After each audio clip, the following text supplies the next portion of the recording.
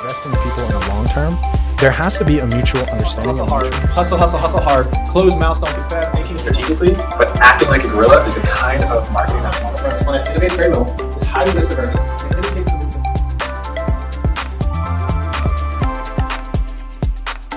true that sometimes people demonstrate these leadership characteristics and it seems like they know what they're doing. And then some people are there just strictly to manage, which I would look at as just accomplishing tasks, delegating, getting things done. What we'll talk about tonight is something called initiating structure. Yet, I want to make sure we're all clear that management, an aspect of being a manager, involves leading. So, to be a complete manager, one must understand what planning, organizing, leading, and controlling is. So, one can't be a good manager without understanding how to lead and engage in the process. And it's the same thing with leadership. One can't be a good leader if all you do is vision cast and engage in something we'll talk about tonight is called consideration.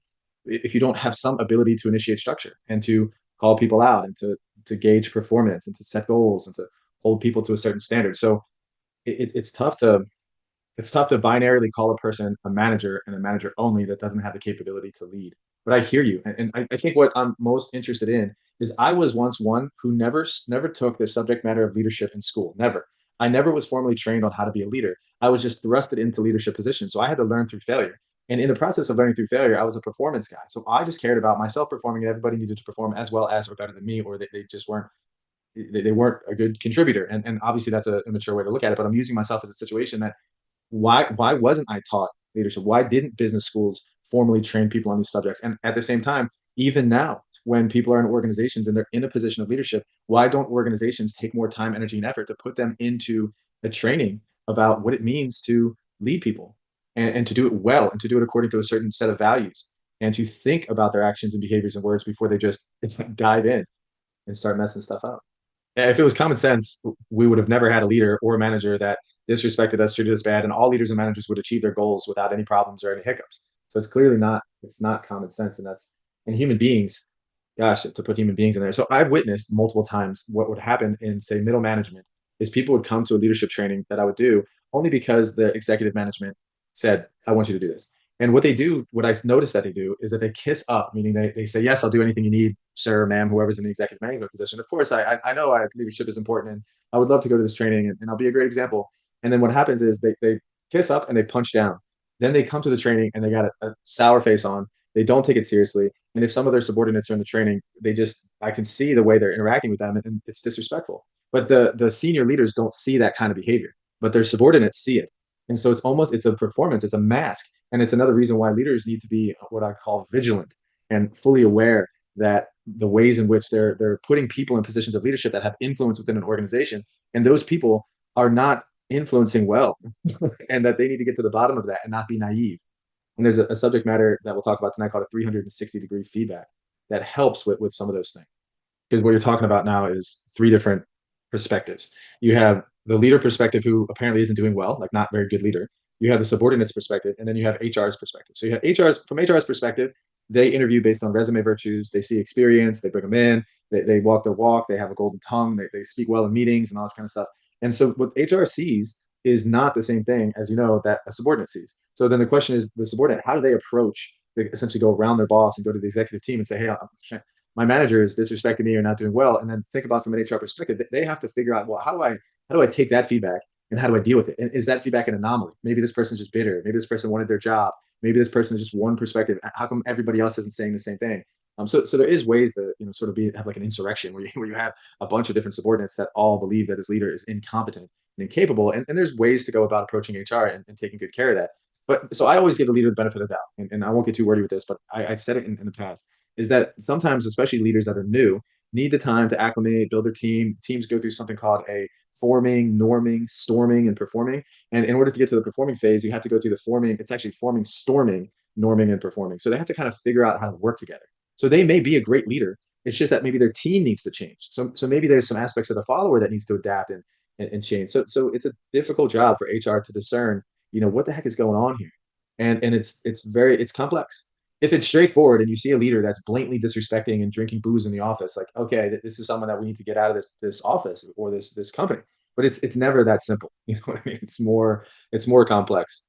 I can say for sure. But I think that as we walk through this material, Aloy, maybe some of this will be more clear to you. And I hope that all of you have some people in mind that not maybe it's yourself, that would be best, but also maybe leaders that you followed in the past, maybe your current leader within your organization. As we think through these concepts, think about that person, and then think about that person's impact on the team and some of their behaviors and intentionality of their behaviors. So, okay, we finished chapter one, nature and importance of leadership, define leadership. Why is it important? We hit on some key subjects. And then in chapter two and three, we really talked about traits, motives, and characteristics. So if you can see over here, this visual helped me.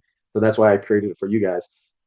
What traits, motives, and characteristics are is it's who the leader is. It's their internal things that are happening within the leader. The traits are self-confidence, humility, and extroversion. These are relatively stable personality features. These are traits.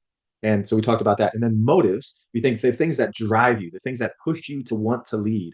These are motives. Achievement drive, which is a good drive, a power motive. It can be a good drive if it's socialized power motive as opposed to a personal power motive. Even a personal power motive, there's good things to it. And it's even crazy when we talked about charisma. Even a little bit of narcissism is not always a bad thing, and that's what's complex about it.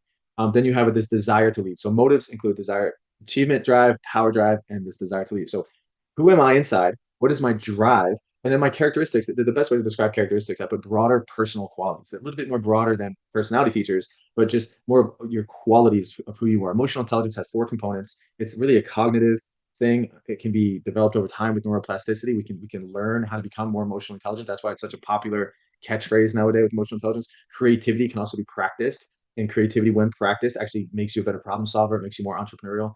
And then insight, thinking about the wisdom and experience you've had, the books you read, you can kind of see. My wife is amazing at this. She's just my wisest counselor.